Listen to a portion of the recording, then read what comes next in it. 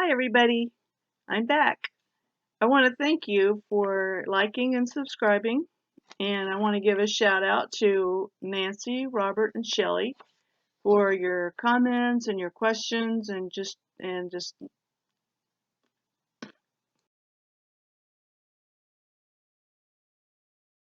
Hi, everybody. I'm back, and I want to thank you for your encouragement and liking and subscribing to my channel, and I want to give a shout out to Nancy, Robert, and Sheila for your questions. And today we're going to talk about time to write. And I will be referring to my notes because, I'm not perfect. So, first, how strong is your desire to write? Are you writing for fun or are you one who must write? I happen to fall into the category of must write.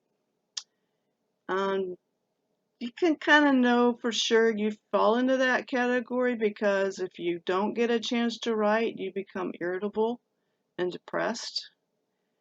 And so I've learned that we find time for the people and events that are the most important to us.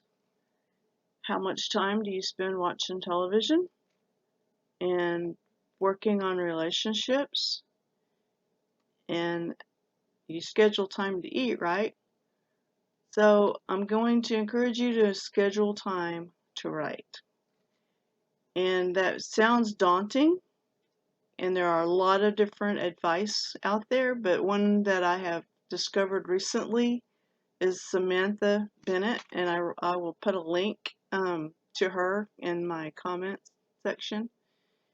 But 15 minutes a day is awesome for me because there's so much stuff going on, and if you're one who has to work and you can't schedule like long blocks of time to write, I recommend the 15 minutes, setting your timer and just free write and get it out there.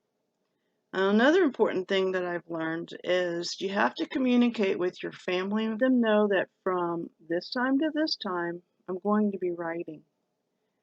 And they need to respect that because just like you do when you go to your job, you have tasks to complete and your coworkers and everybody has to respect each other's time to get it done, right? Well, the same way in your family, they can respect your time and allow you that mental health time.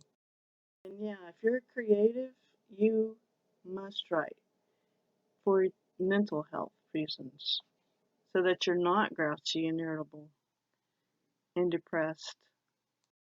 Another thing that I've learned is I have to release myself from being like everybody else. I'm not one who can sit down and have a certain number. And I also recommend that you release yourself from anybody else's style. Like there are a lot of people that like to set a timer and they have a certain time frame they write in. But then there's also the people who have to fulfill a goal of a certain number of words. And that just drives me insane because personally, I am not kidding when I say I have spent hours working on a sentence. Like, did you know how many different ways you can rewrite one sentence? And I've also spent days on a paragraph. So, why I do that? Because I can't move on unless I'm happy. And if I'm just writing a bunch of words, by the time I get through with that, I have to start all over again and rewrite it anyway.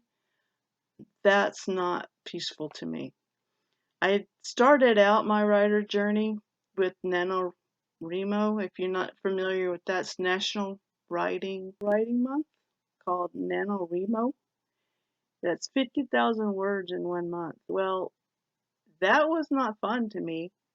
And it also wasn't fun for my family because, yeah, I'm a mom and a grandma, and my family and my husband wanted my time.